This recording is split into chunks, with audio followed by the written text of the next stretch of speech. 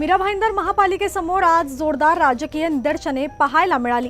60% मालमत्ता करवाढीच्या निर्णयाविरोधात शिवसेना आक्रमक झाली असून सत्ताधारी भाजपवर गंभीर आरोप करण्यात आले आहेत। 18 फेब्रुवारी 2026 रोजी झालेल्या महासभेत विषय पत्रिकेत नसतानाही आमदार नरेंद्र मेहता यांच्या भाजप नगरसेवकांनी 60% करवाढीचा प्रस्ताव मंजूर केल्याचा दावा शिवसेनेकडून करण्यात आलाय। हा निर्णय बेकायदेशीर असून सर्वसामान्य नागरिकांवर अन्याय करणारा असल्याचं सांगत शिवसेनेनं मीरा भाईंदर महानगरपालिका मुख्य प्रवेशद्वाराबाहेर भीक मागो आंदोलन केलं। करवाढ तात्काळ रद्द न झाल्यास आंदोलन आणखी तीव्र करण्याचा इशाराही देण्यात आलाय। या मुद्द्यावरून शहरातील राजकीय वातावरण चांगलंच तापलं असून पुढील घडामोडींवर सर्वांचं लक्ष लागलंय। मार्फत भीक मागोचं आंदोलन तुम्ही आज महानगरपालिकेच्या प्रांगणात केलंय, काय नेमकी भूमिका आहे आपली?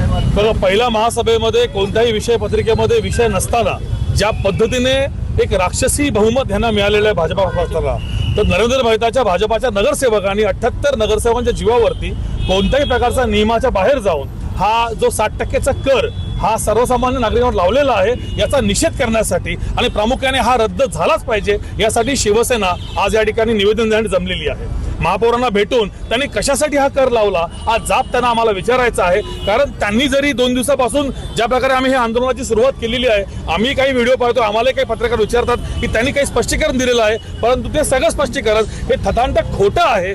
एकदा आपण जेव्हा कर लावतो तो 60% कर हा वाढीव कर जेव्हा आपण लावतो हा नेहमी ॲन्युअल रेटेबल रिपोर्ट याच्यावरती लावला जातो आणि याला संबंधित अनेक चेन सिस्टम आहे। मीरा भाईंदर शहरामध्ये प्रॉपर्टी टॅक्स जेव्हा लावला जातो त्याचा इफेक्ट हा शिक्षण, पाणी, रस्ते, वृक्ष या संबंधित करा व्यतिरिक्त ड्रेनेजची व्यवस्था आणि कचरा उचलण्याची व्यवस्था या सर्व शुल्कामध्ये वाढ होतो।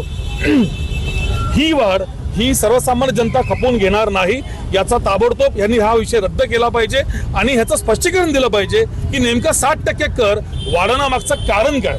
अनेकांनी आम्हाला हेही प्रश्न विचारले की शिवसेना कुठेतरी स्टंट करतंय। मी त्यांना सांगू इच्छितो 2018 मध्ये सुद्धा याच भाजपाने जेव्हा नगरसेवक म्हणून जिंकून आले त्यांनी त्यावेळेला सुद्धा कर वाढवला होता, पाण्याचा, कचऱ्याचा। त्यावेळेला सुद्धा शिवसेनेने विरोध केला होता। शिवसेनेचा विरोध हा नेहमी राहील। मनपाला मी सांगू इच्छितो 1949च्या ऍक्ट नुसार जर तुम्ही रस्त्याची सुविधा, खड्डेमुक्त रस्ते, पाण्याची मुबलक सुविधा जर या शहराला तुम्ही देत नसाल तर तुम्हाला नियमानुसार कर वाढवण्याचा अधिकार नाही। त्यासाठीच जिल्हा प्रमुखाच्या नेतृत्वाखाली आम्ही महापौरांकडे चाललेलो आहोत निवेदन देण्यासाठी। कारण बघा, कर भरणं याला शिवसेना विरोध करत नाही, पण ज्या प्रकारे हा वाढीव कर वाढवलेला आहे तो कसा वाढवला, का वाढवला, त्या मागचं कारण काय हे नागरिकांना कळणं गरजेचं आहे। आणि प्रत्येक नागरिकाला वाढवलेल्या करावरती ऑब्जेक्शन घेण्याचा अधिकार असतो। अशी कोणतीही त्यांनी सुविधा न ठेवता परस्पर कर वाढवून डिक्लेअर केलं, ठराव मंजूर केला, तो ठराव रद्द करण्यासाठी आज शिवसैनिक मैदानामध्ये आज शिवसेना रस्त्यावरती उतरून आंदोलन करण्यात आलेले जे मित्र पहिले तुमचे मित्रमंडळ होते त्यांच्या विरोधात